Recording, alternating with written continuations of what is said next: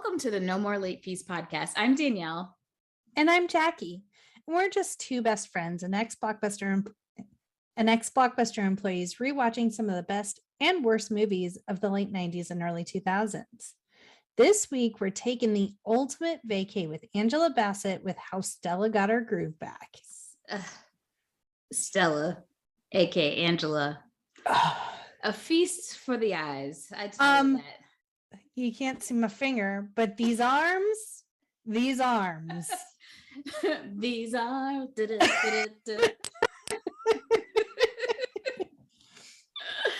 If you were wondering how you could support our podcast, you can head over to patreon.com/nomorelateFees and sign up to be a Patreon bestie. You'll receive exclusive content, stickers, Ask Me Anything, polls, bonus videos, live Spotify playlists, and more.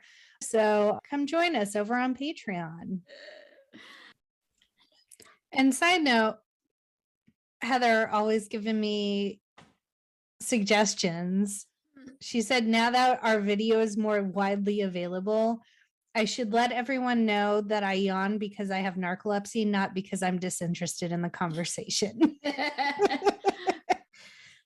So that's why I yawn. The type of narcolepsy I have is the narcolepsy without cataplexy. And narcolepsy in movies is highly dramatized. Essentially, I'm just sleepy all the time. And if I lay down, like I could get up from my chair right now, lay down on the floor and fall asleep within like 3 to 5 minutes. Cataplexy is when you lose muscle control, and it's usually brought on by strong emotions. And so that's typically what you see stereotypically portrayed in movies is like someone, Deuce Bigalow comes to mind, where like she just like falls asleep in the middle of dinner. I don't have that kind. Narcolepsy is most closely associated with cataplexy. I just happen to not have that. So yeah, there's my PSA. I'm just sleepy all the time and I yawn a lot. My girl likes to nap all the time, nap all the time, nap all the time. I have a theme song. You do.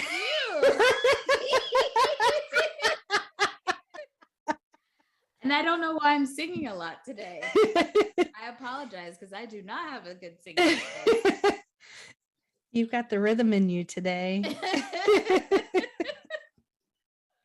Danielle, what is this movie about? So I think in the 90s, this movie was about love in unexpected places and career-driven women not letting anything stop them. They can too get a May-December relationship going. Now, in 2022, looking back, this was a precursor to 90 Day Fiance. I know I have like this write-up of what the movie description is, but I think that is going to really put our viewers in the right frame of mind, especially when we really start to dive into truth is funnier than fiction when it comes to this movie. Yeah. So How Stella Got Her Groove Back is a 1998 American romantic comedy drama adapted from Terry McMillan's best-selling 1996 novel of the same title. Hard worker and breadwinner, which I changed because the internet said unlucky in love. Didn't like that description. Fuck the internet. So I changed it. Hard worker and breadwinner Stella, played by Angela Bassett, jets to Jamaica with her gal pal Delilah, played by Whoopi Goldberg, for some fun in the sun. There, the 40-year-old working mom has an island fling with Winston, played by Taye Diggs, a handsome 20-something. The movie stars Angela Bassett, Taye Diggs, Regina King, Suzanne Douglas, Leighton Great, R.I.P., and Whoopi Goldberg.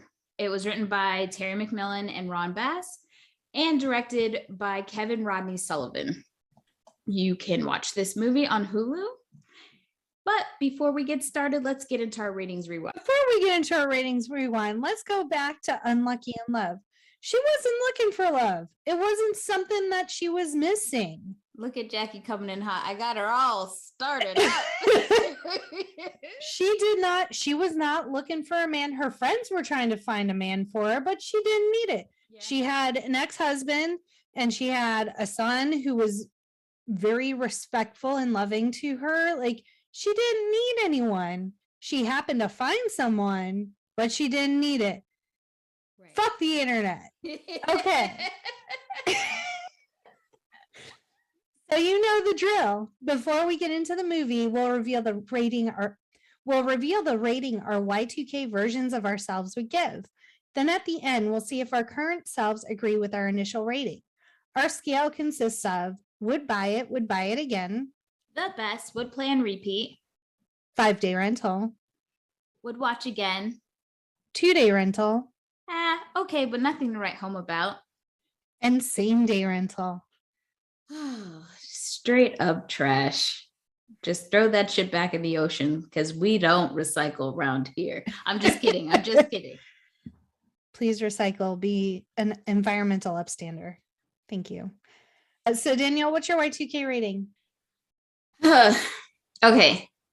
From what I remember, because I just remember this being like a phenomenon, but especially in the Black community. And I remember parts of the movie, but it wasn't one of those movies that I watched a lot. So I remember it just being great. So it's a 5-day rental, Y2K, Danielle? You? I've never seen this movie. It's all right. I'm learning and growing as a person. No one's judging you. Broadening my horizons. I just think why I gave it a 5-star in my head. I remember this more of a friendship movie in my head, like Beaches, something to that extent. And I think when I was younger and I watched this movie, all I could do was imprint my mother and her best friend, my Aunt Palma, who is a Patreon. We love her. Because they would go on trips and leave me behind. I know. Leave me all alone. I was with like Nana or my dad or whoever. But so when I saw this movie, this was just like confirmation. So this is what they do out in these streets. Christine's finding herself a Taye Diggs. So I think that's the kind of the emotional attachment I have to the movie, is that it just, I really thought about the friendship aspect, and then I thought of my mom and my godmother. So it's not that far from that after rewatching. So let's get into, how much this made, how it did. It came out in 98. The budget was $20 million. It made $39.2 million. And so the way that this movie even came about was, so Terry McMillan is a very super popular writer, especially in the Black community. And the Waiting to Exhale movie was based on one of her books. And we all know that did really, really well. So they pretty much greenlit this. They threw money at this pretty quickly. And it was only like 2 years after her book came out. So it grossed $11 million in the first 3 days. And it was number 2 in the domestic box office behind Saving Private Ryan. And as I said, the movie is based on a book by Terry McMillan, but it's also kind of autobiography. It's also based on her life. I tried to say a big word, didn't work. Apparently, she too married a man she met on a Jamaican trip named Jonathan Plummer in 98. She was in her late 40s. He was in his early 20s, but things didn't go so well. It took a turn. In December of 2004, Plummer told McMillan that he was gay. And in 2005, she filed for divorce. And what she believes is true, or what is the narrative, is that he only married her so he could leave Jamaica and gain American citizenship. And when this happened, so you have to understand, it was like a huge deal about the book. It was a huge deal about the movie. And there were so many outlets talking about Terry McMillan and her real life, how Stella got her groove back kind of situation. They were on Oprah. I think that's where I should give you an idea of how big this got. They were on Oprah Terry McMillan was saying how much she was in love. And I feel like this situation happening was one of those situations that opened the floodgates of conversations, especially among Black females in the Black community, talking about men on the down low. Mm-hmm.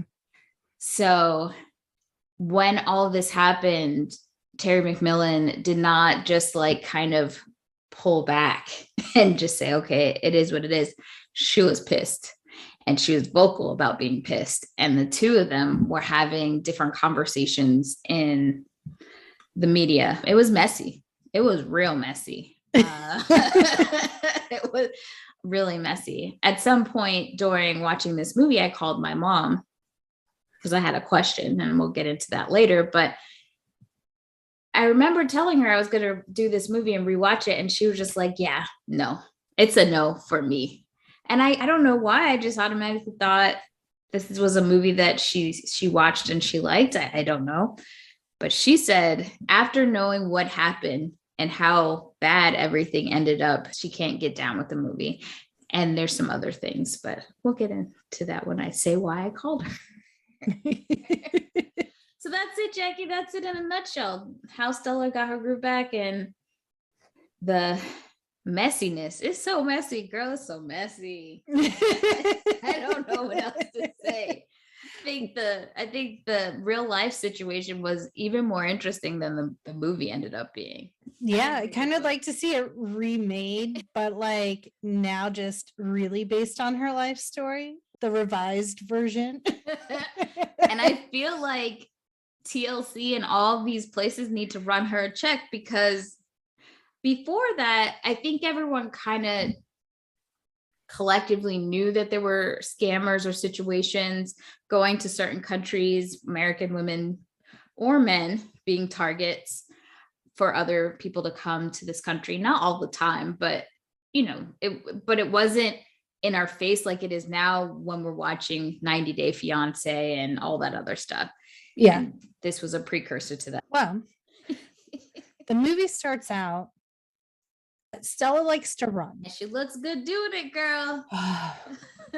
Did I mention the arms? I'm just going to keep talking about these arms. Well, interestingly enough, I don't know if our listeners know, but Angela Bassett is very much known for her arms, particularly because of her playing Tina Turner in What's Love Got to Do with It and just getting absolutely jacked for that movie.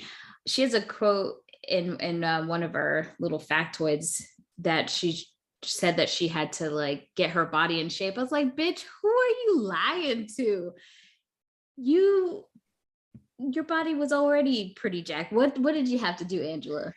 What did you have to do? Yeah, that was in reference to while she was shooting this movie, she was planning her wedding to Courtney B. Vance, and production kept being pushed back. It allowed her to get in shape for the movie, but it also prevented her from being able to set a definitive date for the wedding. And she and Courtney were determined to get married in the fall of 97. And so they set a firm date, October 17th, and she had been filming for about a month, and then they had to go on hiatus so that she could go get married. But I love that. And I love that they're still together, knock on wood. Me too. This movie did not tarnish their love. I just want to say we're not going to be able to do What's Love Got to Do with It because it's past our time frame, but the way the Oscars didn't give that woman a goddamn Oscar, I just don't understand how she's walking the earth without one of those damn gold statues. She is the best. The best. And she looks exactly the same. Black don't crack, baby. Oh, she's gorgeous. Okay. Anyway, I'm a fangirling over Angela. We'll get back to that later. So she is in charge of, I want to say, money market accounts. I just said she was running shit. She had very much boss babe energy at her work. You come to find out that she's created kind of a role for herself within her company. She brings in a ton of money for them. Apparently, Victor Garber has like this tiny little role where he's her boss and he's very concerned. He blew off Peg. That never comes about again, but in the moment, he's like, I need your help. And she's like, he just automatically, I was suspicious of his character because the way he was looking at her was with pure jealousy. And I think that was within reason, like on purpose. Yeah. Which sucks because I hate Victor Garber. I love him so much. Truly, I love him. I love him so much. And I love that him and Jennifer Garner are still close to this day because they were on Alias. And I had to throw this little factoid in, which is the fact that Angela Bassett too was on Alias along with Victor Garber and Carl Lumbly, who we see later on in the movie. So shout out to Alias fans. I know you're out there. So now we're at the spa. Yes. We're at the spa and we're introduced to Stella's two sisters who are vastly different than Stella herself and from each other. You've got Regina King, who plays her younger sister, and she's the stereotypical younger sister, doesn't have money, depending on money, but she's also, it seems to be that she's the buffer between her middle sister and Stella. So yes, but and she it was bad. It was so bad. and like her, like there are people in the world that like move their bodies like she does in the movie, but Ken was like, why does she like why is she leaning so far to the side? And I was like, I don't know, maybe because that lopsided wig. That wig. And I want to know, in 98, were people saying no to that wig? I don't know if it's as bad as a Tyler Perry movie wig, but it looks like a reject from Baps. Oh man, that's low, Jackie. It was a bad wig. So yeah, Regina King's wearing a bad wig. She's the youngest. And then we have Suzanne. Angela. No, Suzanne Douglas. Douglas, the actress Suzanne Douglas, who plays the middle sister. I'm trying to see. Oh, you're right. Sorry, you said Angela, so I thought of Angela Bassett. No, the sisters' names are Vanessa, I think, is Regina King, and then Angela is Suzanne Douglas. Yeah. And she is sedity and pregnant and thinks she's better, which I mean is just sedity. And sedity. Please to be explaining. Sedity is just like bougie, uppity, thinks they're better than other people. She is all those things. Yeah. And then she does a weird fucking thing where she like pretends like she has contractions when she gets overexcited. Like, what are you even doing? She's being extra.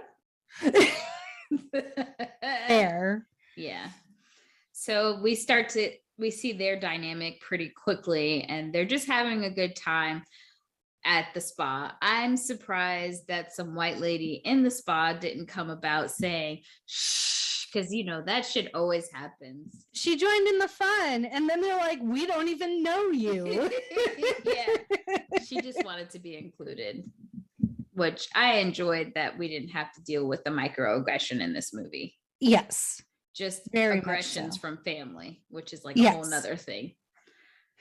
And so they're at the spa, and you just get a lot of exposition about how their dynamic plays out and how they all think Stella needs a man. You know, my opinion on if Stella needs a man or not.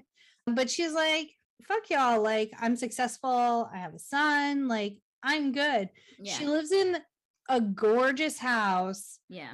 Somewhere in Marin County, which is San Francisco area, like that house. So you knew where they were. I was like, I don't know what state they're in or Danielle. Anything. I didn't know. Was they there? They showed the Golden Gate Bridge. Bitch, I didn't see that. It's bright orange. I didn't see that scene. though. Maybe I looked down for a second. How long was the scene? It was just a very quick establishing shot. I blinked. I missed it. So yes, she lives up in the hills, in the San Francisco hills, essentially, right across the bridge. So she's got money. And so the next scene is her dropping her son Quincy off at the airport to go visit his dad for 2 weeks. So she's free for 2 weeks. And my one note about this was when you used to be able to walk people all the way to the gate. Yep. Well, my thought was, this reminds me of back in the day, because my mom used to send me either from New York to Florida or from Florida to New York. And I was like, I remember these days. And I like how she was like, she was going to clean his room. I was like, that seems like something my mom would say as well. And he was such a gentleman. Like, he took the little stewardess's arm. Like, it was just precious. Yeah. I liked later on when she's talking about Quincy going to be with his dad, that he's like, she was saying, oh, he's going to go watch his dad, as if yeah. Which his dad is Dr. Weber from Grey's Anatomy. Shout out to Shayla, my Grey's Anatomy twin. I was like, hold on. Is that Dr. Weber? And it was. It was. So now she's home alone. She's kind of, you could tell she's a little lonely. She's trying to keep herself busy. She's in that greenhouse that has nothing in it. Well, I thought, was it the greenhouse? I don't know. It was the greenhouse. But one thing that we did miss was that her sister Angela told her that there was like a friend of her husband's or something, a golf buddy or something like that she was going to try to hook her sister up, and she's going to have call her. So just want to leave that up because ring ring. Well, first she's watching TV. Yeah, so she has TV on in the background. She's like getting ready to exercise or tidying up her room or doing something in her bedroom. She has the TV on in the background. He has a weird name. Judge. His name is Judge. I just thought he was a judge, and I was like, why is he talking about his profession this way? It's so weird. I think his name was Judge. Oh, that's an odd name. Anyway, so on the TV behind her is a commercial for Jamaica. Like, it's a very like sandals, like come and join us in Jamaica. Well, yeah, the first scene is this guy jumping off of this cliff, and that scares the shit out of me. So I was like, I hope he's alive. But then Judge is calling her. She's talking to him on the phone, and kind of she's being polite, but really like she's not interested. I feel like she's having an aneurysm during this part, because the commercial is talking to her. That was almost Ken's exact reaction. He literally turned to me and said, is she high? Like, the commercial's talking to her. She's talking back to the commercial. Judge thinks she's talking to him. Like, it's a very, very odd scene. Yeah. And she like says that she's easy. Like, I thought she was drinking wine. I don't know. It was a very odd scene. Judge got the time of his life and he offered to go running with her. And then afterwards, she just like hangs up with him and calls her bestie and says, hey, we need to book a trip. We need to go to Jamaica. Let's do this. But I also love that she's such a control freak that 2 seconds later, she calls back and says, ignore my first message. Yeah. And Delilah's like, no, ma'am. Right. When she calls back. We're going. Yep. Delilah lives in New York, so they're on opposite sides of the country. And Delilah kind of gives her a pep talk, like, well, at first she tells her don't be cheap. But second, she tells her, like, you're worth it. You make a ton of money. Like, your son's with his dad. Like, why not? Let's just go. And they do. They get those plane tickets. They head on to Jamaica. And you know what I love about her best friend is she's already looked at the scene, figured out what's going on, and she secured 2 men's for them already. So we jumped over one of the most random scenes, but I really, really loved it. So Delilah is a window dresser for Calvin Klein. Oh, yeah. And so she's dressing these mannequin in underwear, and apparently the mannequin penis bump is not sufficient. So she starts like shoving scarves down the front of the mannequin's underwear, and then she like yells to her assistant, "We're gonna need more penis material." I love it. It's just funny how she just goes and gets it. She doesn't even look weird, like she's totally used to this behavior. She went to Jamaica. Delilah is there to be a big old hoe slut, which are her words, not mine. And Delilah is played by Whoopi Goldberg, which best casting choice ever. Amazing. They meet up. Well, who she's secured for them, their men of the weekend. Jack, who's played by Richard Lawson, aka Tina Knowles' husband, aka Beyonce's stepdaddy, aka Bianca Lawson's daddy, if you didn't know. Now, and then also Buddy, who's played by Barry Shabaka Henley, which it's funny because he's definitely one of those character actors. If you see him, you'll know who he is, but if you hear his name, you don't. So yeah, look him up.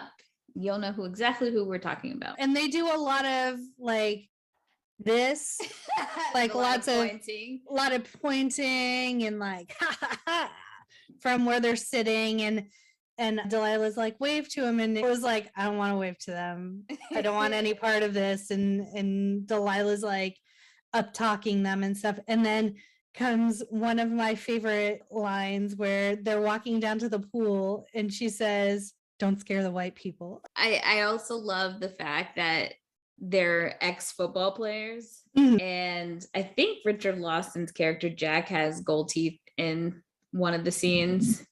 And I'm just like, oh, classic. And they have their like huge gold rings. It's very 90s. Yes. Football player 90s situation that I'm like, oh, they just got this so right. So right. Yep. So it's the next day, and Stella starts every morning with a run on the beach, which is my background. And Delilah's like, yeah, okay. And Stella's warming up, and Delilah's like half-heartedly like stretching and stuff. And then she runs about 10 feet and is like, I'm going to get breakfast. I have a friend named Maru. Jackie, if you've ever been like curious about what our friendship is, it's this scene. It's Maru saying, let's go work out, and me saying okay, and then me trying to escape. I think my friend Carly does the same thing. We both try to run away because she's very health conscious, but she's a good friend to have. She keeps you going. But Whoopi wasn't having it. No, she's like, I'm gonna go get some pancakes and some bacon. I'll see you later. So Stella has her little run on the beach, and then because Delilah has already eaten and I guess is hanging out with Buddy and Jack, Stella's eating by herself at the restaurant, and she happens to catch the eye of Winston Shakespeare, played by Taye Diggs. Why did they name him that? I don't know. Okay. I was good with the movie until this point. This is the point that I picked up my phone to call my mother. And if I haven't mentioned this on the podcast previously, my family is Jamaican. And Taye Diggs is not in any way. And that accent? I wrote that accent. Is horrific. That's what made me call my mom, and my mom was like, no, you're not wrong. That is bad. And she was also just saying, like, there are so many what you could call a Jamaican or even a Jamaican actor who's got could do the dialect in American and Jamaican that they could have picked from. And they still went this way. And it also irritates me because then when we meet his parents later on, his dad is a very well-known actor, and he too is not Jamaican from what I could tell. So I'm just like, why did we do this? Why? Why? Because of how damn handsome he is. Yeah, that's fine, but like, don't make him Jamaican then. Just, I don't know. It does not translate well, because I think one of the characteristics of kind of falling in love that quickly is an accent, right? Like the hot bod and the accent is a deadly combination, but not that. I don't know. I mean,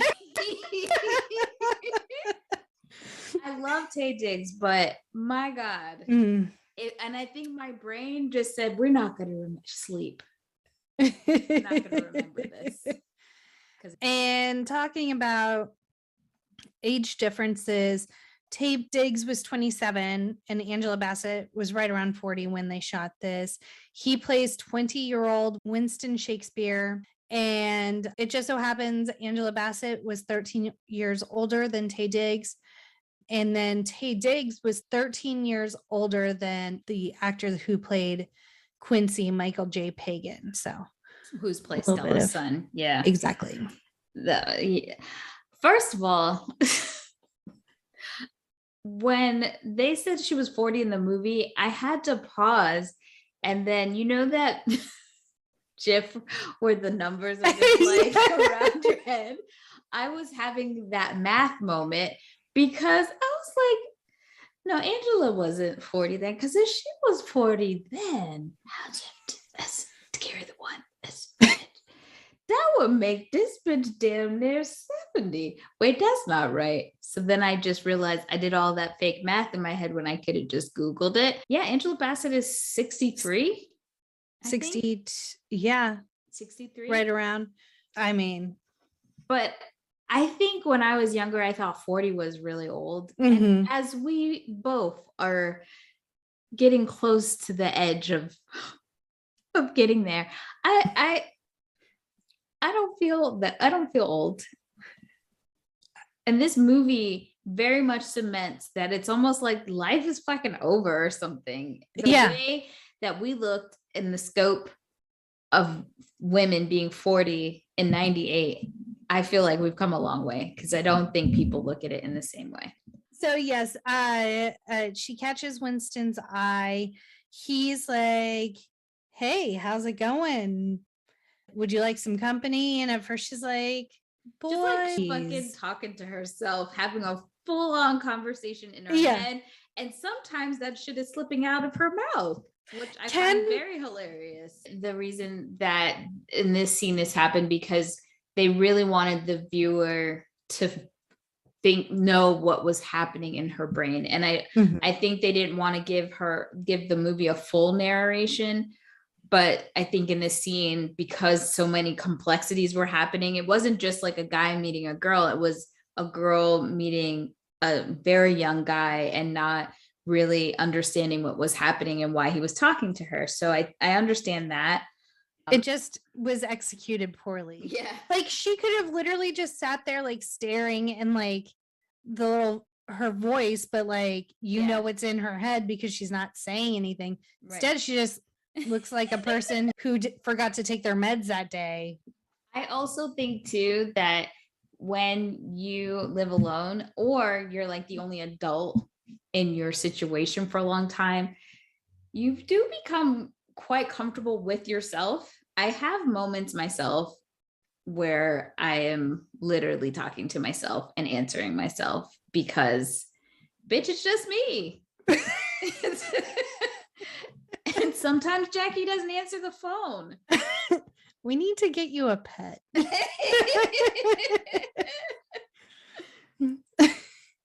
So eventually she says, yeah, you can come sit over here. She immediately... You can't sit with us. We were pink on Wednesdays. She immediately asked him if he's a rapper. Yeah, like... Was he giving off rapper vibes? It just felt like that's a stereotypical something that a white person would say to you, but for her to say that to him was kind of weird. Yeah. And then she, like, within her little, like, under the breath comments, She says, I wish they had a make and model like that in my age group. I say that a lot now when I see thirst traps. She also asks where his parents are. She's just being ridiculous. He did not look like a teenager. No. I think I fully embrace cougar life. Okay. Embrace it. If everyone's on board and you're being safe. And you're legal. Sure. Yeah. And she kept saying he wasn't legal. Are the laws different in Jamaica? So I think when she was saying legal, I mean, I think she meant legally to drink in America, because if he's 20, he can't drink in America. But in Jamaica, you can. I think we're like one of the only countries that's really strict about the drinking age. Okay. Because like legal in my brain was like, can I fuck you legally? Which I'm like, I think it's 18. Like he's past the legal limit. Yeah, no, I think she was referring to drinking. Yeah.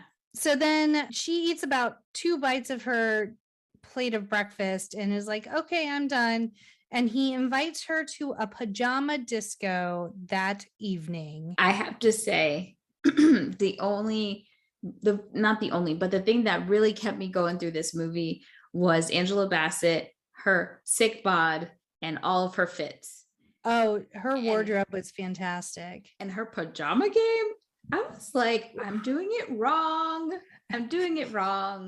So we find out pretty quickly that Winston is persistent and he wants to dance with her. And he put the P in paradise. So there's that. And then the next scene is Stella swimming in the ocean. Again, sick bod. She just, oh man. Was that the black bikini? I don't even remember. Oh, it's okay. I did. And Buddy, Jack, and Delilah are on the beach. It is the black bikini. Okay. Yeah. And she comes out of the ocean and is like drying off. And Buddy's like, can I put some sunblock on you? And she's like, such a creeper. And then we find out Jack has a really bad stutter. And okay, so I hate that we use speech impediment as like a way to get laughs, because it's not nice. Yeah. But I do have to say, I did laugh at this part because I wasn't prepared for it. It threw me off. So and then it was more of an uncomfortable laugh than like, hey, that was super funny. Sure. Yes, that's exactly. I was trying to give you an out. I'm admitting that I was wrong. It wasn't nice, and I felt really guilty afterwards, and I'm gonna do better. But it caught me off guard. I was not. That's all we can ask for. Yeah. Sorry if anyone has a speech impediment. I do apologize, and I don't think it's right that we're using it as a way to get cheap laughs. Agreed. And it's during this conversation that Delilah's like, we're going to go to this really nice restaurant for dinner. And Stella's like, nah, I'm good. I'm just going to stay at the hotel. I don't think she's fully committed in her mind to going to the pajama disco, right. But I think she was leaving her options open. Well, so here's my thing. Like, I could not imagine, meeting this fine ass guy and keeping that in my head. I know because like, even if I'm ashamed of it or I'm afraid or just like thinking back, like I would have definitely told you. I could imagine me calling Shayla immediately and saying, girl, I met a 20-year-old. I know it's wrong, girl, but I just couldn't. Why? Or like talk it out, like, hey, like talk me into this because I keep talking myself out of it. Like, yeah. I need that pep talk. But she is looking at her jammy choices. And I'm looking at them as well. Because they're very nice. And then I wrote, she has very strong Murtaugh vibes. She's too old for this shit. Which I'm glad you bring that up, because in a later scene, we find out that Danny Glover is just randomly in the movie. He just wanted to go to Jamaica, I guess. And I didn't realize I have to go back and watch it. I didn't see it until we were pulling all of the factoids for the movie. But there is a scene where she's in the pool and there's like an old man that she's running from. Why are you running from Danny Glover? I would definitely not run from him. Yeah. But yeah, that is hilarious. So she decides to go. She ends up going to the jammy party, and his outfit, you can tell he's 20 based on his outfit. That is such a Jamaican outfit from the 90s. Let me tell you, if you weren't wearing a mesh tank top, red mesh top, you weren't living your best life. Okay. And I literally was like, what's on these boxers? Are those planets? Are they cookies? Like I was intently staring way too long trying to figure out what the fuck the pattern was on those boxers. It didn't matter. I know it didn't matter, but in my brain, I could not rest until I identified what was on his boxers. Yeah, never could. That was the most Jamaican that he was in this movie. And then he had those like leather sandals that cover most of the foot but have the toes cut out. Let me tell you, Uncle Pat, shout out, because that if you were going to do a Jamaican man summer starter kit, that's it right there. That's right. That's it right there, baby. Them slides, them leather slides. You don't even know. Why the toesies cut out? Like, it's just like, do they need air? Yeah, they gotta breathe, baby. It's like they're almost closed-toed shoes, but then like we're just gonna cut a little like crescent moon out for you. Party in the front. Business in the back. Business on the top. Party in the front, business on the top. I don't know why they make it like that. It could be there's probably a logical reason, but I don't know what it is. So then they're dancing. He's trying to get her to dance. She's very uncomfortable at first. She has a shawl wrapped around her. And finally he's like, tie that shit around your waist.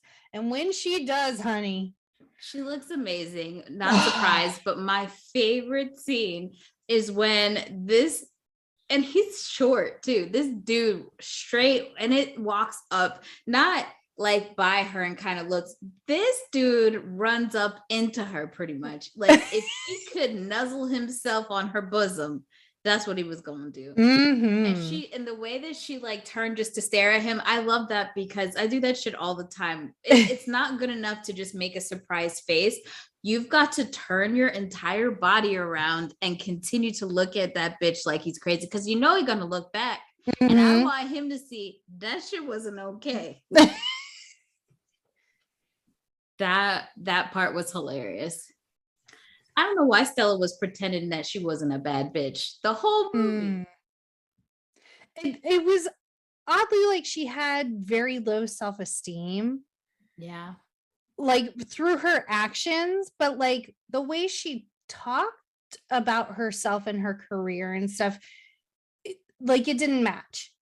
Like her actions made it seem like she had really low self-esteem, but then like she knew she like had a killer career, like she had good, like her family, her friends, like I don't know. I mean, it's interesting.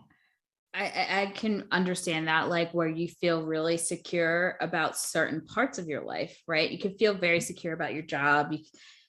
There are things that you can kind of put logic and reason to, and you can control them, right? I said she was a control freak. So love is not one of those aspects in your life that you can control in any way.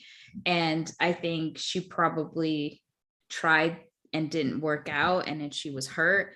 And it doesn't make sense to her. It's not something she could put a formula to. And so she struggles with it because she can't control it. So I can see her putting off like this vibe where don't fuck with me, don't talk to me.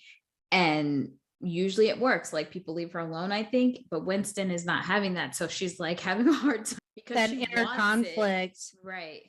Yeah. And if you were hoping to see a little bit more body yaddy yaddy from Angela Bassett, you're not going to get it in this movie. She said she knew what that's about. And it's always a girl who takes her clothes off, worthy objects. It's just not necessary for this movie. So, but we do get some random background titties. It was a lot. So A lot.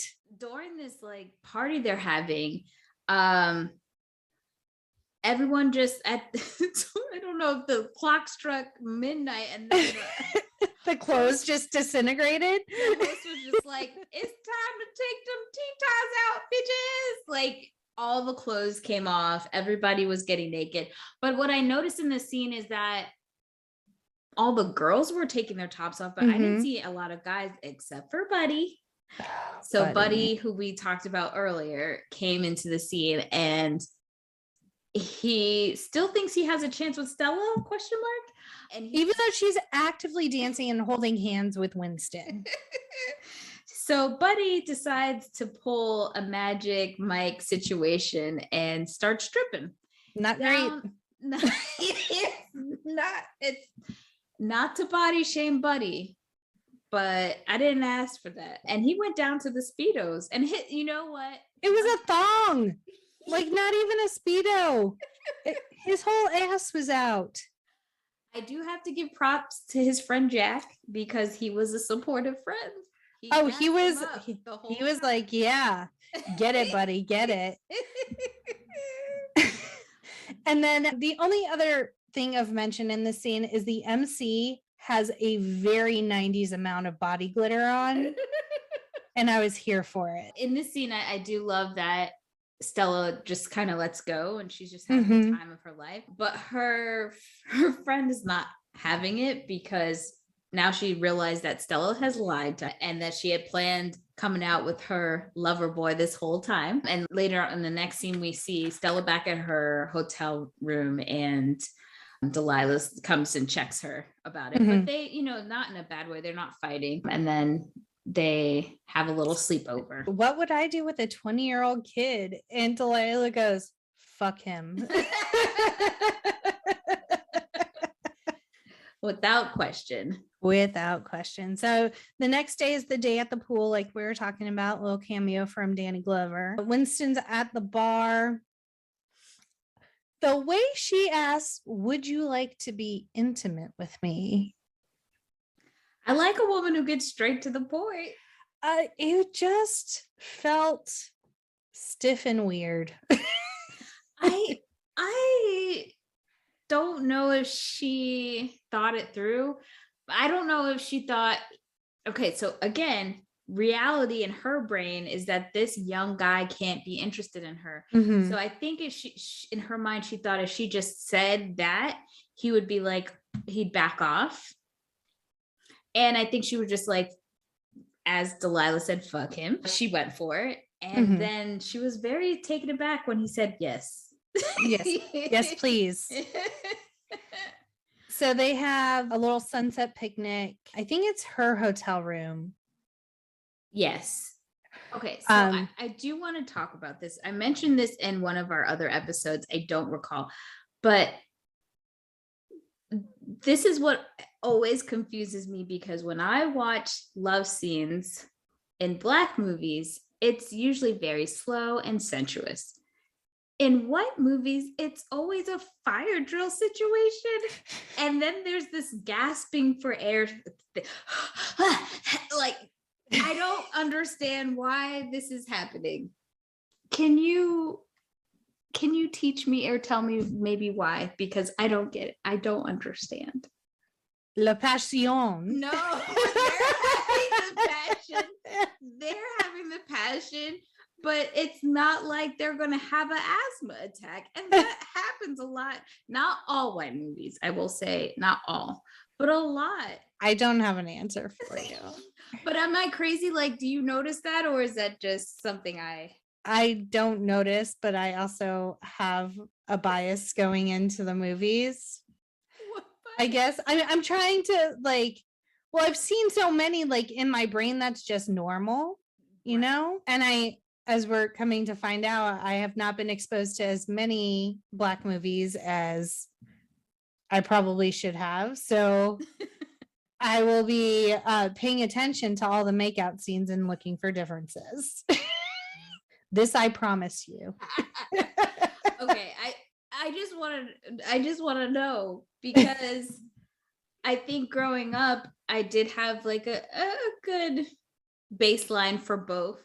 But I think for most people, not for most Black people, but for most people, a lot of things, the basis ends up being like what's popular, and that's usually like white movies. And so I just went in thinking that the first time I was gonna have a makeout session or something, it was gonna be a lot of heaving. There was gonna be a lot of noise making because of the movies, and that's fair. And I don't know why this happens. Like, are we all diagnosed with asthma for like a few minutes in these movies? Like, why?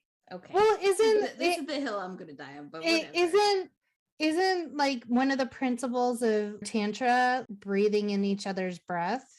Yeah, but not okay, that's not how it happens, but it don't breathe on me, Danielle. I don't mean it like that. It's COVID times. But it's usually like they're rushing to get to coitus, I guess. But it doesn't usually, I mean, and that happens in Black movies too. Like I've seen Booty Call where they're all trying to like get through it really quickly, but it's a lot of heaving in the white movies. I promise. Now that I've said this again, you will watch and you will see it. You will see it. So they're at a sunset picnic and they're making out, and then she's very hot, so she's like lifting her hair up and like trying to fan herself. I could see what he was going for here. This is immature man. Lack of experience. So he's like, oh, ice cubes are sexy. I'm going to trail it down her back. And so he puts an ice cube flat against her back and she screams. And then he's just like, hangs his head. Fuck, I ruined the mood. And he flicks her with water too. Like, dude, I feel like maybe if he had told her to lay on her stomach and then said, hold on, I have some ice, just relax, I'm gonna cool you off. That it's communication. Yeah. Like, don't take her by surprise with an ice cube to the back. She doesn't know what's coming. So he's upset with himself. He excuses himself to the restroom to collect his thoughts. And what she does next is unexplainable. She makes a fake person under the sheets out of the blankies and then hides. So he comes back out and sees this body in the bed and he's like, oh yeah, he's like throwing clothes off. And then she like jumps out at him from behind the door and jumps on his back. I mean, I'm not saying it didn't work because they bone right after, but really weird approach. She was trying to be playful and young because I think she felt bad for giving him such a hard time for the ice situation. But yes, it was weird. It was weird. But you know, that's how some people will get their kicks, I guess. I don't know. So after the boning, they're kind of just laying in bed and talking. Winston talks about how he wants to be a doctor. She talks about how her real passion in life is to design and make furniture. But ever since going to college and starting a career, she really hasn't done any of that. And so he asks her, do you make furniture anymore? She says, no, I make money instead. And the whole reason he's at that resort is his friend is trying to get him a job. And so he comes to her all excited the next day. Like, I was hired as like a line cook in the restaurant, but they kind of need me to start today because someone got fired and I'm going to be working a lot of hours to start. And her switch flips and she's like, oh, well, I guess this is goodbye then. Like, she's just like, because yet again, her trauma is coming out, her negative belief system, I guess, I don't even know if that's the right term for it, but it's her insecurities. So she let loose, she gave in, and then she thought, okay, he really likes me. But now she's like thinking, oh, he just wanted to get laid. And now he's lying to me because she's got issues. So she's projecting those issues instead of getting confirmation or talking to him about it. Right. So I think that's where it comes from. And again, she's not going to jump into anything wholeheartedly. She's always kind of dipping her toe in and slowly going back and forth. So she's like, I'm out of here. And so her and Delilah go for a drive and they're just kind of sitting there talking, Which is my scene. which is your scene. Is this when she talks about how like she has to start taking her vitamins and stuff? Was that an earlier scene? I don't remember, but I don't know if this is also the time that she says she's been tired. Yeah. Like she hasn't been sleeping well. I don't know if that was, I think that was when they were in their room. So Delilah is saying that she's just been trying everything, ginseng, all that stuff, because she's been feeling really tired. Yeah. And then Stella asked her when the last time she went for a physical, and she said over a year ago. So we're starting to get little seeds that there might be something bigger going on. Yeah. But they have this really heartwarming scene, and Delilah kind of calls her out and is like, you think you got played, that's why you're upset. And Stella's like, yes. And then Delilah says, was it good? And Stella says, better than good. I think the other, like, if there something else that we could put on the movie's poster besides 90 Day Fiance, warning, digmatized, you may be digmatized. Essentially, throughout this movie, when they fight, when anything happens, they always come back together through sex. Yes. 100% Stella is digmatized. Yes. And so Delilah encourages her to call him back. He's been leaving messages at the hotel, and she has the phone number of his restaurant ? I don't even know how she got that. Yeah, I don't know either. Maybe she knew the friend that he knew. Maybe. I don't know. So she gets back to the hotel and she tries calling him at work, and the manager, it's a kitchen in a restaurant, like it's always chaotic. And so the guy answers and he's like, he's not here. Like he has no time to like deal with explanations, look up his schedule, whatever. He's just like, he's not here. So she hangs up and she crumbles up the phone number and like leaves it on the counter. And then the next scene, she's back in San Francisco. So like they had this amazing night together. They talked about like what they are passionate about. And now she's back home. And I feel like this is where the movie could have taken a different turn, where this relationship was just a nice, good jump start back into the dating world. And she could have found like another guy.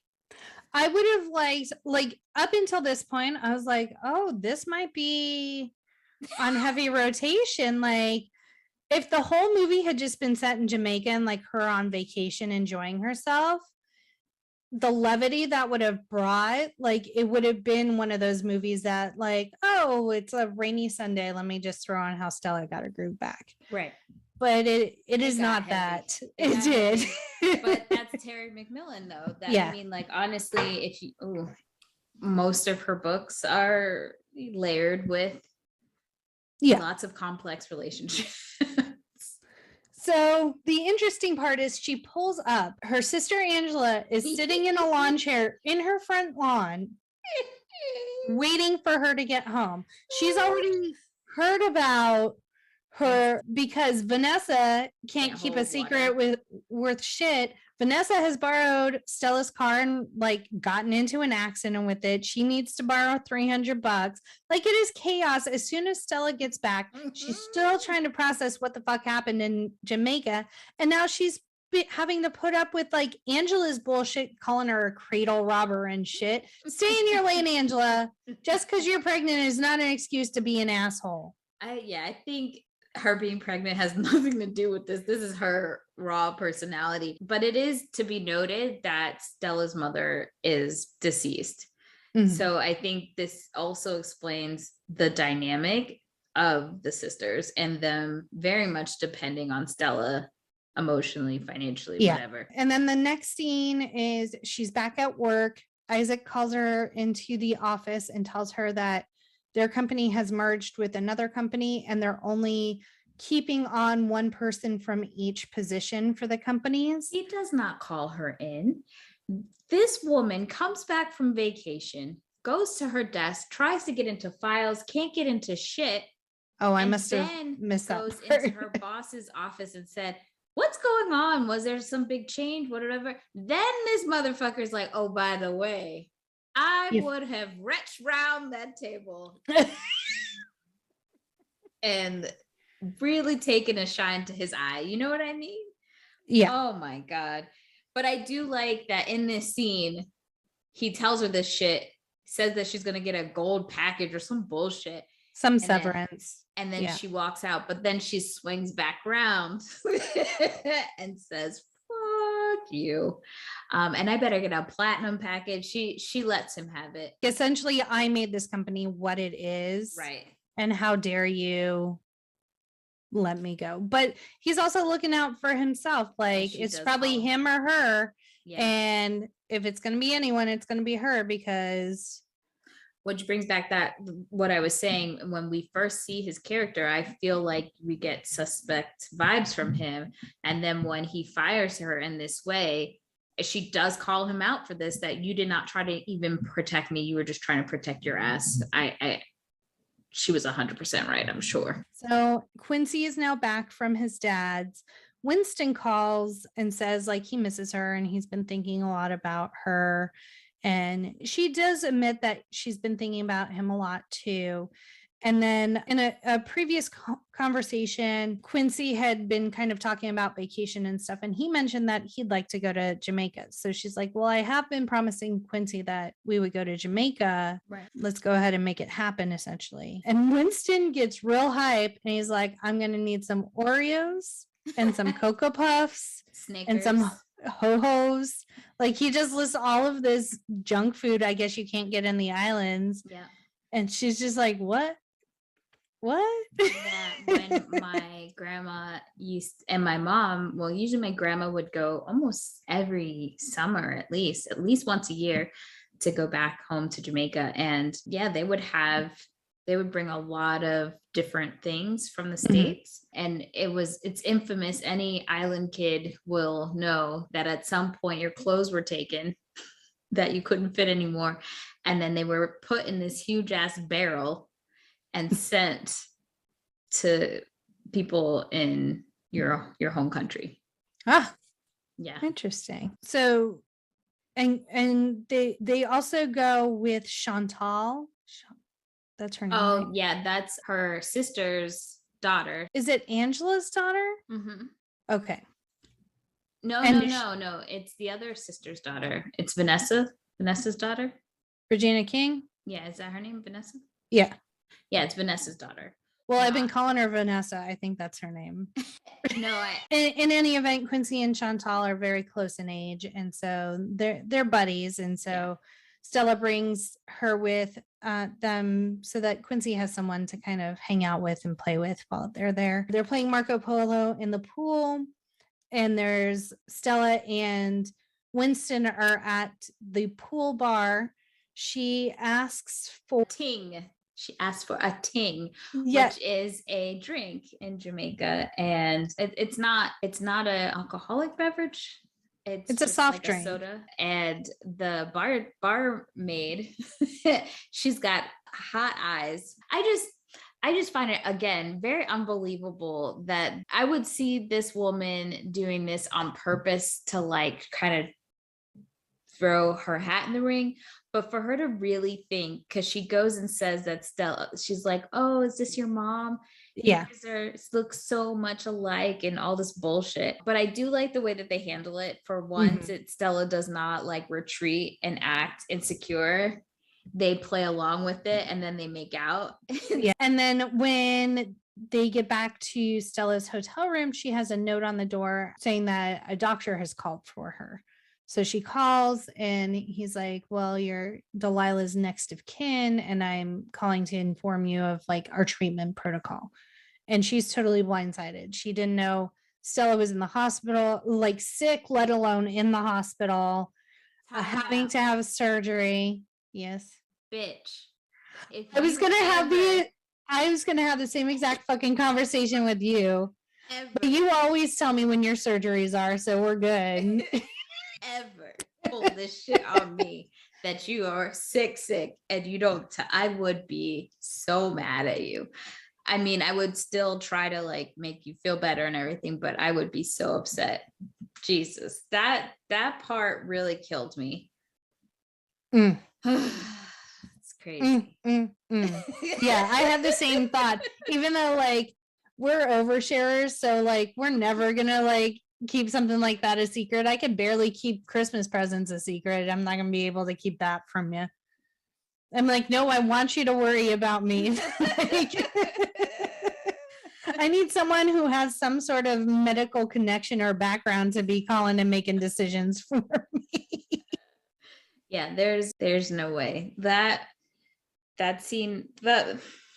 I feel like I wish I got more in this movie. Another opportunity I feel like we could have had was more of their friendship.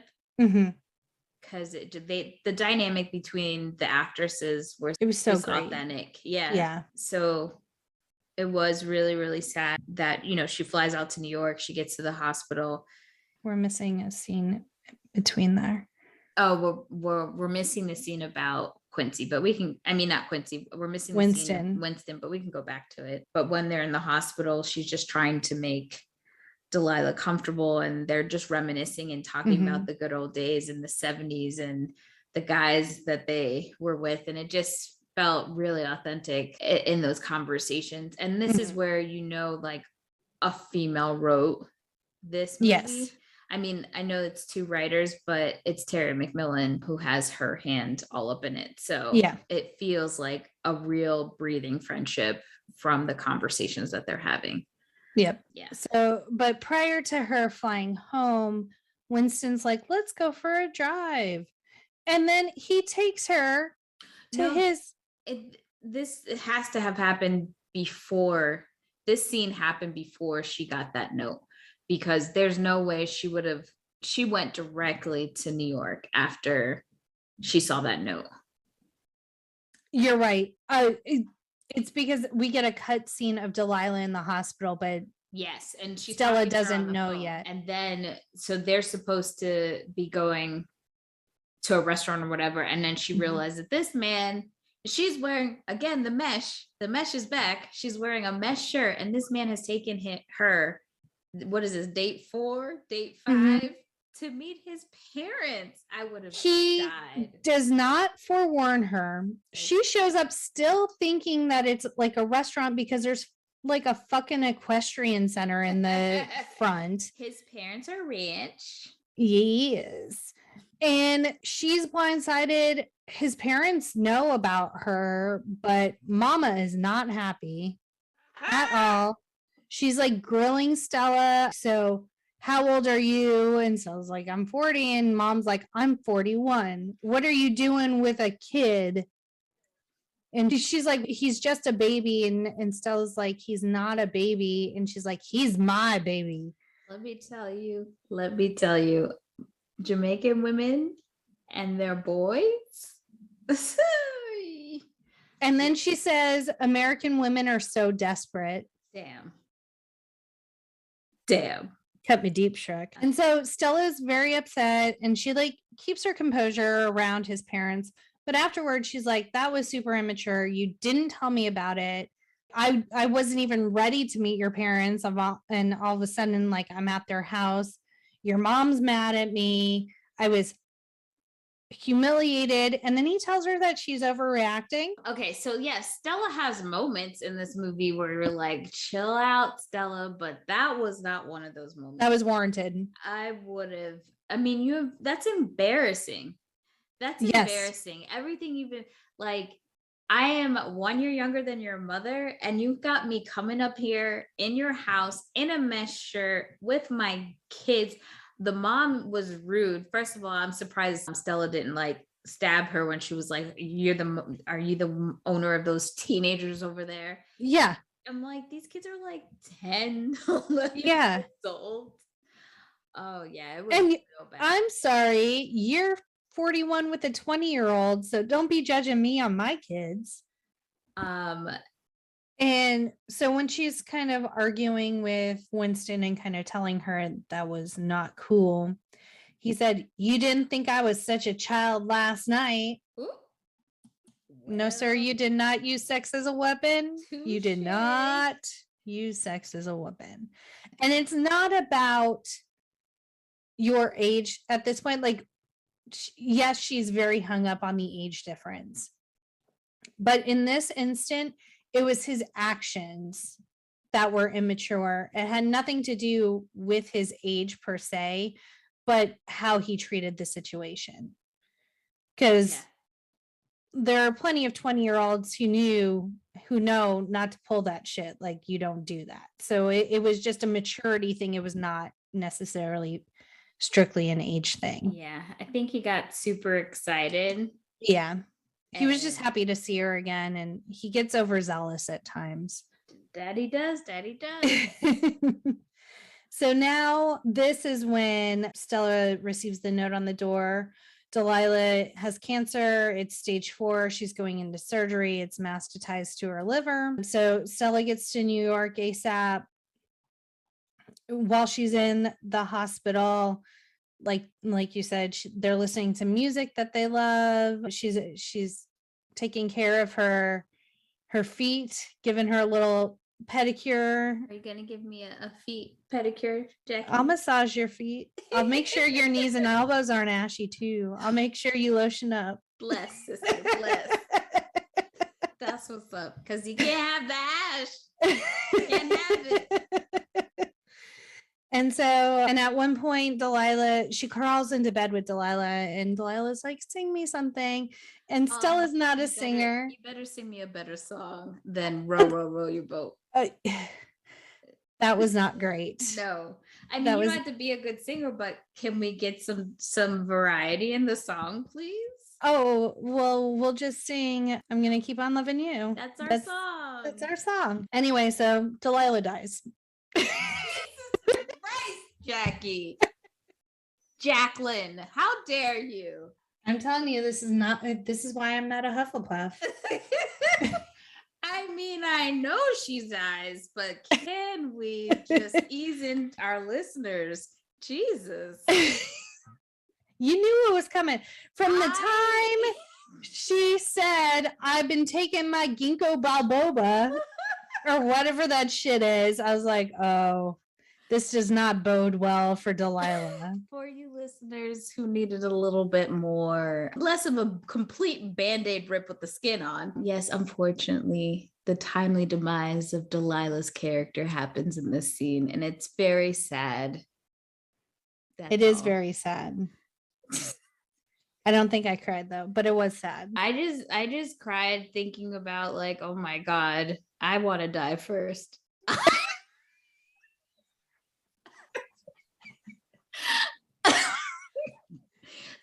Don't leave me, bitch.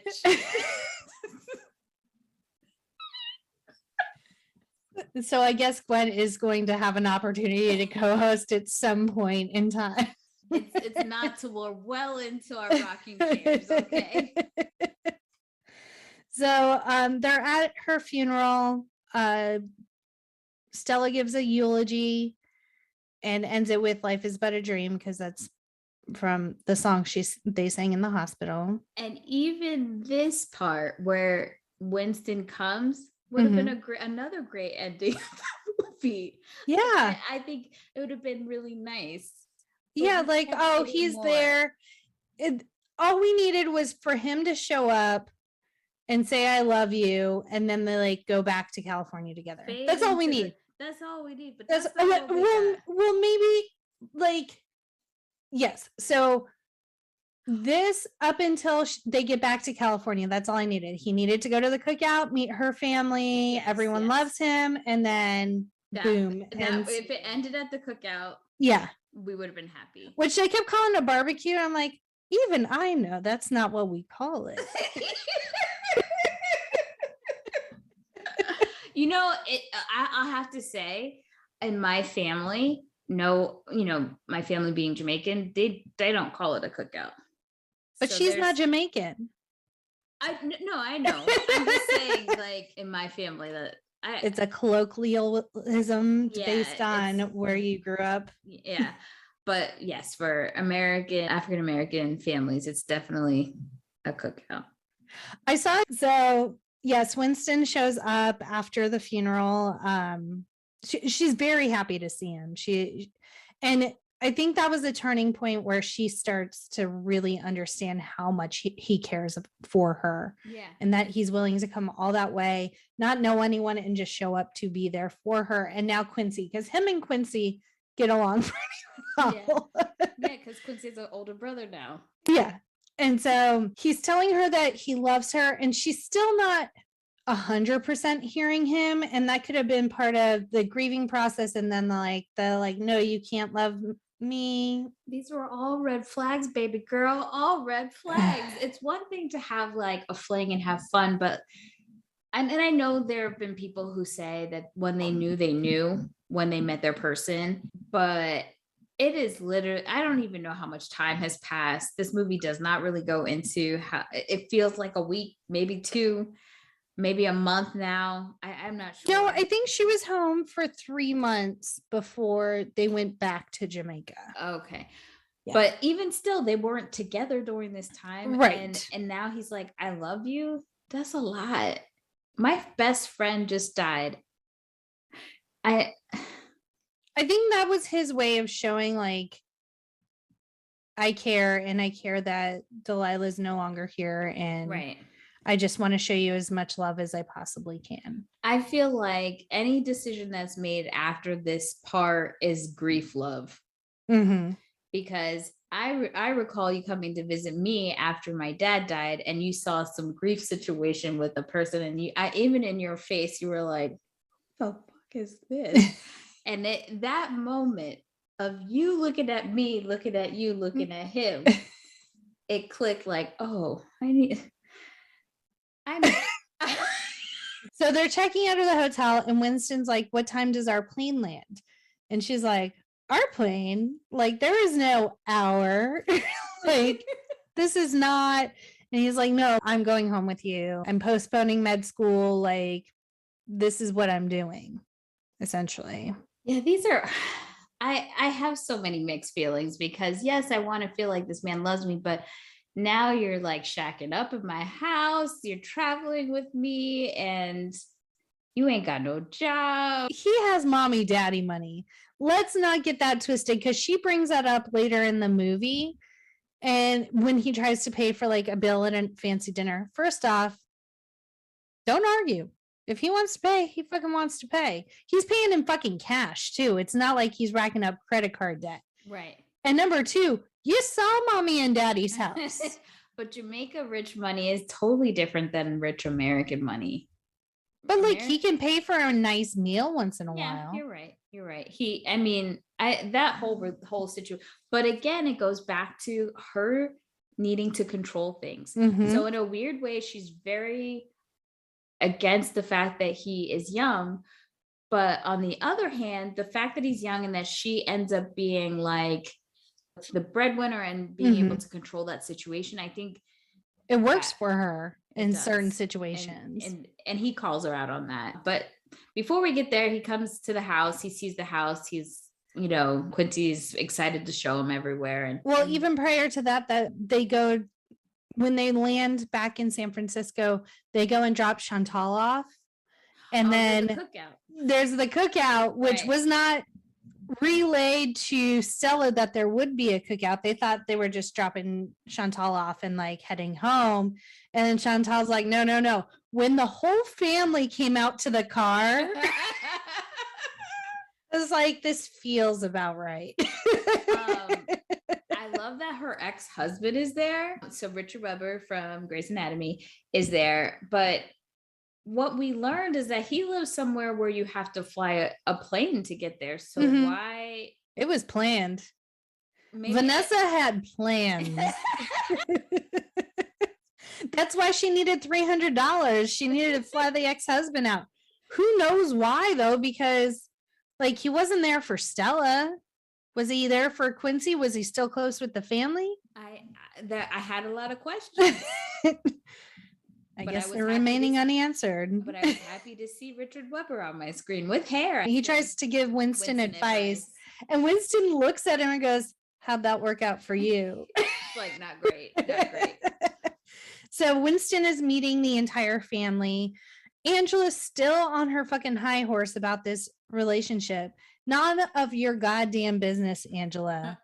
And then Vanessa comes out of nowhere. She's like, "Shut the fuck up, Angela." I'm like, yes, that's how you do that. And they're playing, by the way, they're playing spades. I wrote spades ? You could tell the way that the teams are broken out, and they put the spade on the forehead. Is that not a thing? That's a thing, right? Some people do it. I don't know. Oh, okay. Necessarily. It's not like everyone does it, but if you're playing maybe your last hand or something, everyone puts it up. I think you can do that, but I don't normally do that. So, and this is her comfort space, right? This is her family. Right. This is what they do. There's games going on, people talking, dancing. Like, it's just where she feels comfortable. So she and Winston are dancing, and then she lets him know that she loves him too. Yeah, by accident. Yeah, it's a fun time. I think the family did it because they knew that she was just going to be really sad from the funeral. Yeah, just support her. I'm surprised her sisters weren't at the funeral, but yeah. Then it's like in the next few scenes, you see them all adjusting to living together. Winston living with Quincy and Stella, and it's very fun and happy. Like, he's cooking, and then they go to the movies, and you start to progressively see how Stella's kind of reacting to the situation. And when they go to the movie theater, they're waiting in line. Oh, remember those days when a big movie would come out, we'd have to wait in line. So they're waiting in line, and then there's a gaggle of hoochie mamas that walk by, and Winston does stare. He does take a gander, and they're like giggling, kikiing. And they go to see some comedy movie, and you see there's like a disconnect with Stella looking at this very immature movie and saying, what the fuck is this? In my brain, it's like, oh, it's some sort of like Wayans Brothers. And then when they come out, they're laughing. It seems like maybe the movie took a turn. I don't know. She embraced it. And then they run into Angela and her white husband. We haven't seen him yet. Yeah. Did we see him at the cookout?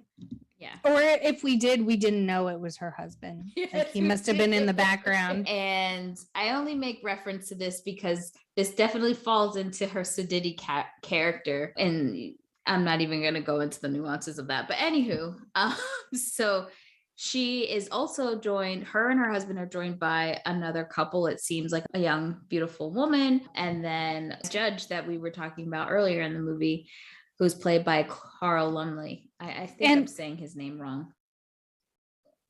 And he's like obviously on a double date with Angela and her husband. And he's still like, hey, that running offer still stands, trying to hit it up like with Stella. If you saw Angela, would you not take your chance? I mean, you know.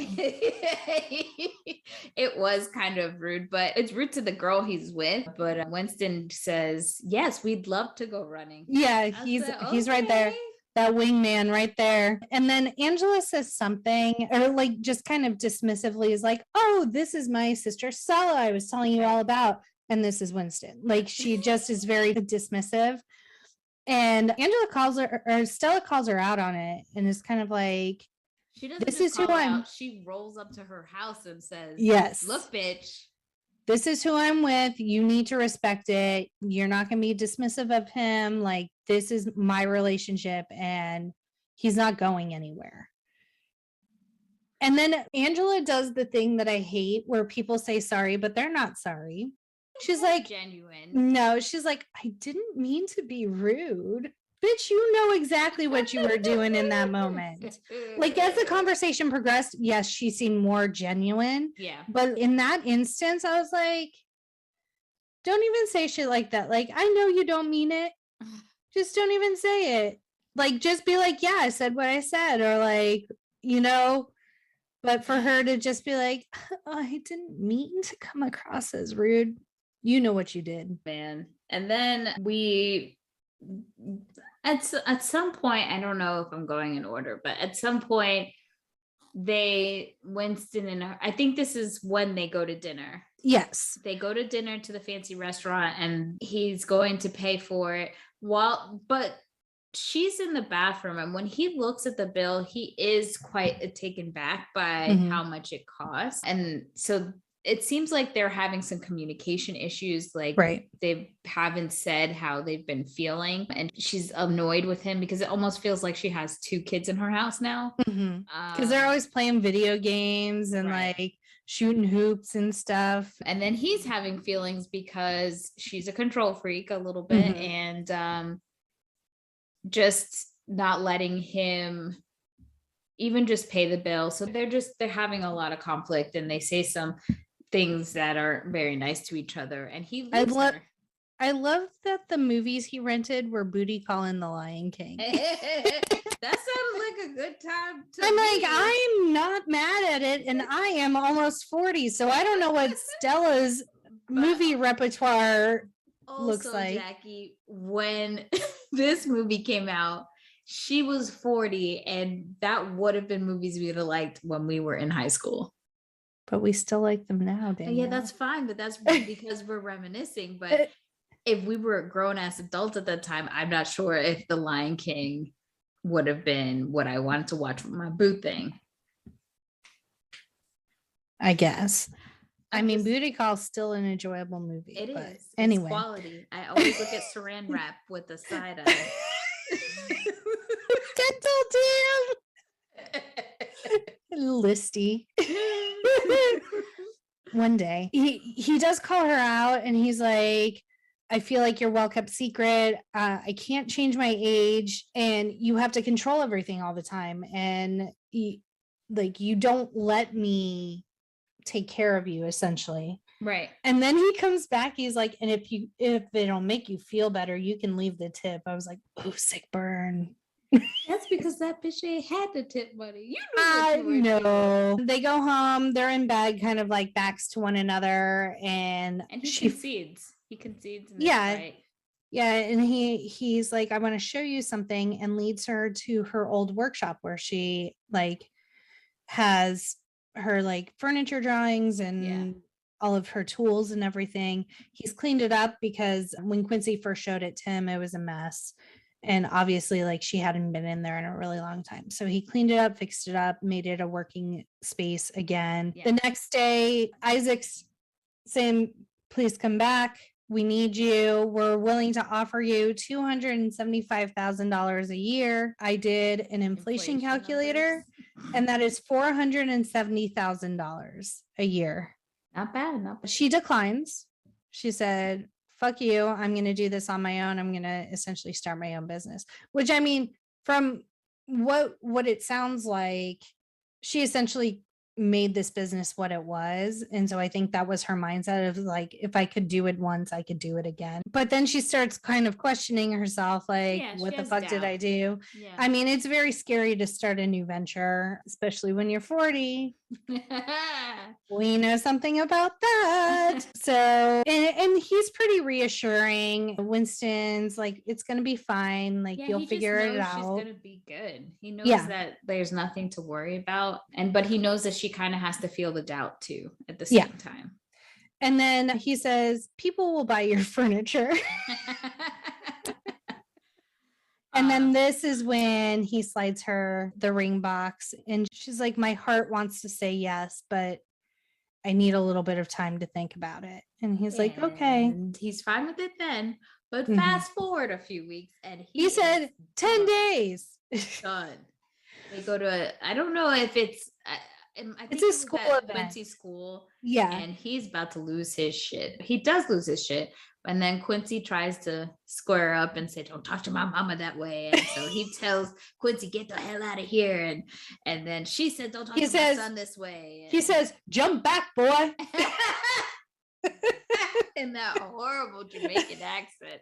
Mine's just as good as his, right?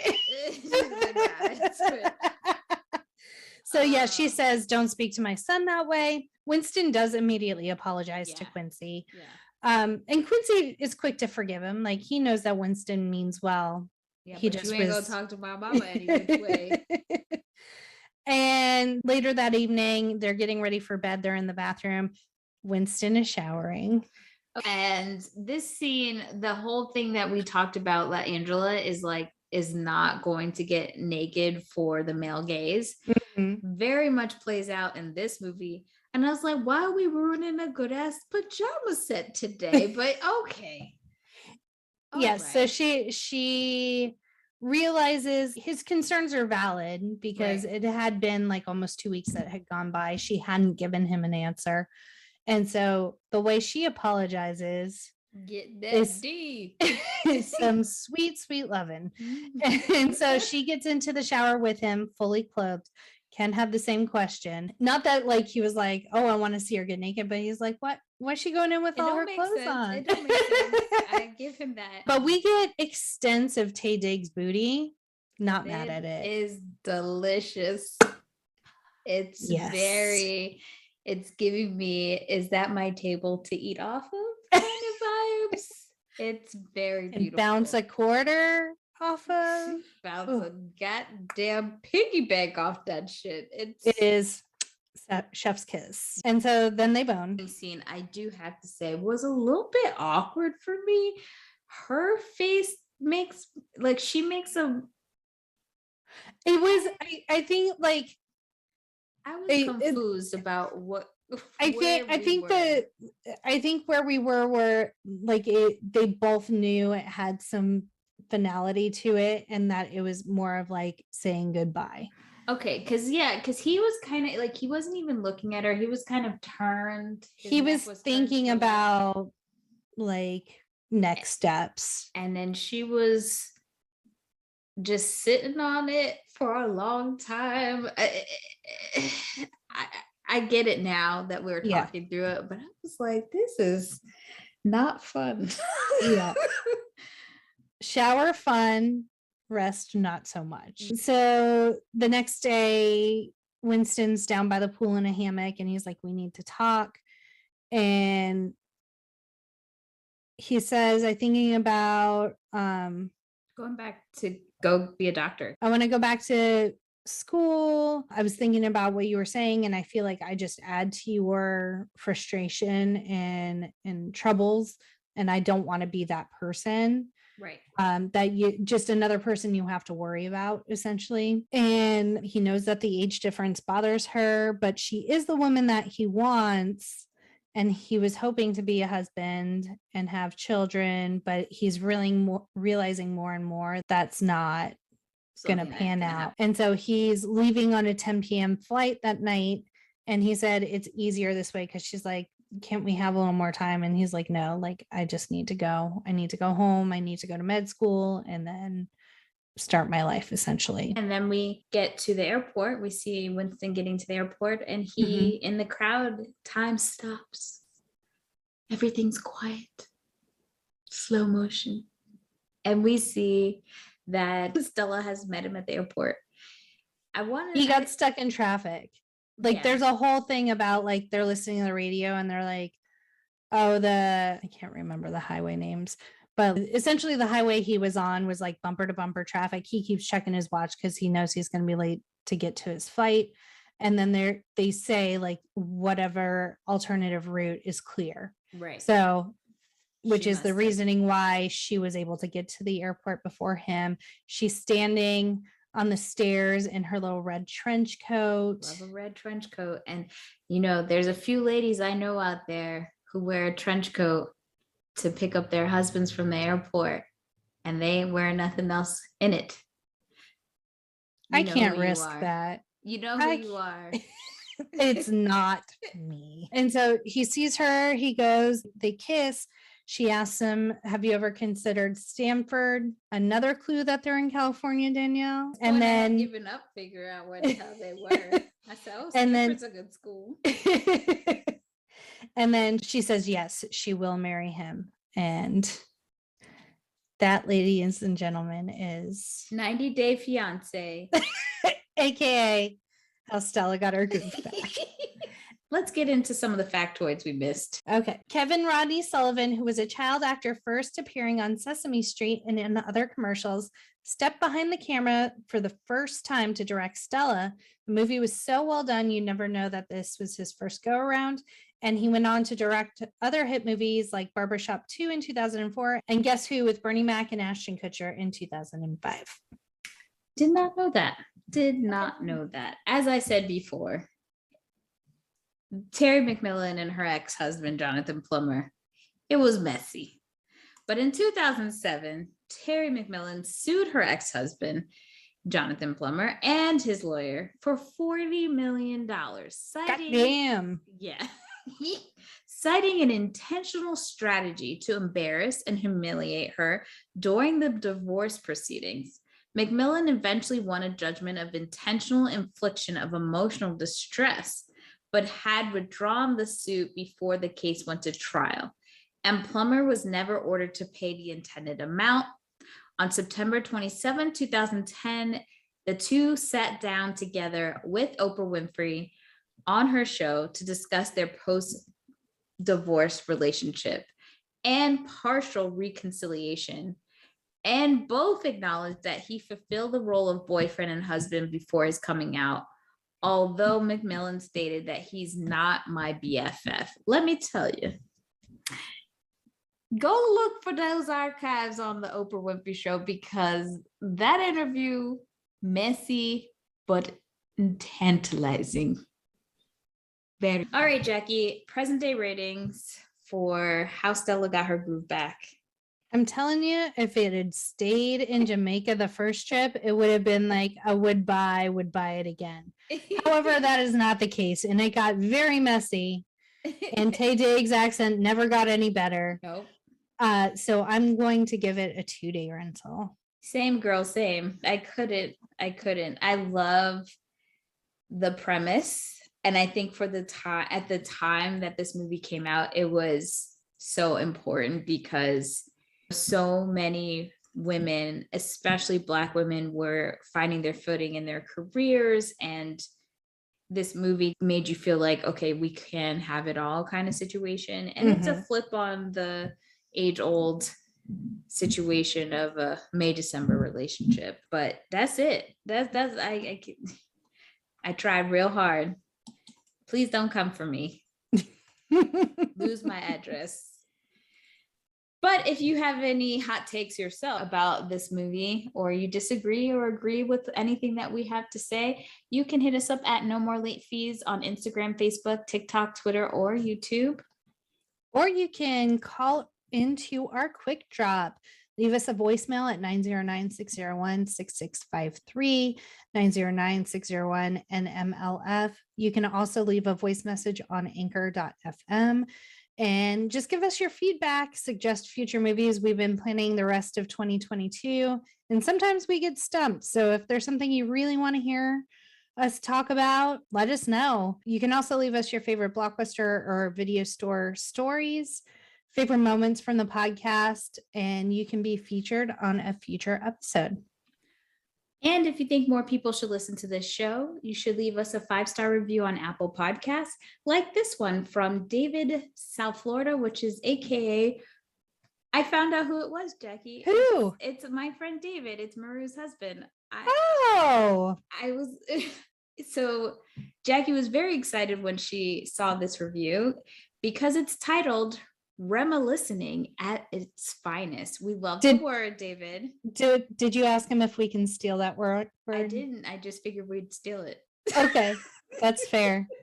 Sorry about it, David.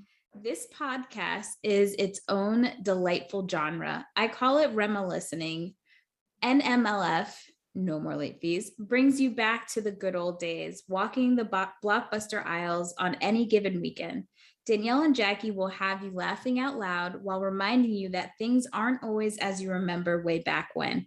P.S. Thank you for giving me McLight. I will never live McLight down. And if you don't know what we're referring to, go back into the archives and go listen to our Woo episode to get that reference. My brain malfunctioned and McLight was born. You're welcome, David. I'm happy to give you McLight. And it won't be the last time I fuck up. So I'm sure I'll give you lots more chuckles. So stay tuned for next week as we sink our teeth into Blade, our last movie So fucking excited. Our last movie of our Black History Month celebration. And as always, be kind and rewind.